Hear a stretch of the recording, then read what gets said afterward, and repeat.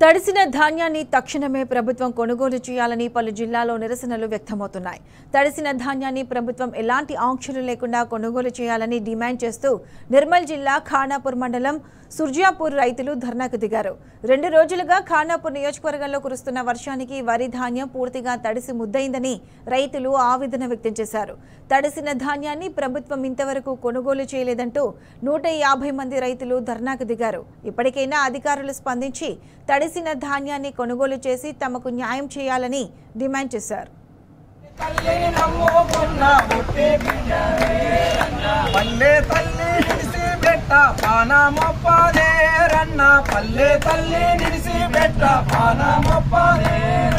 కడుపు మాడుతున్నా గాని ఓ రైతన్నా నీ కన్నీరే మింగుతావేడా రైతన్నా పుట్టెడు కష్టము చేసిన గాని ఓ రైతన్నా అట్టేడన్నము కరువైనాదేనా రైతన్నా పుట్టెడు కష్టము చేసిన గాని ఓ రైతన్నా అట్టేడన్నము కరువైనాదేనా రైతన్నా వడ్ల రాసి చూసిపోయి మురిసిపోతావేరన్నా వడ్ల రాసి చూసిపోయి మురిసిపోతావేరన్నా వడ్డీ లెక్క చేసేసరికి వడ్డీ సేతులేరన్నా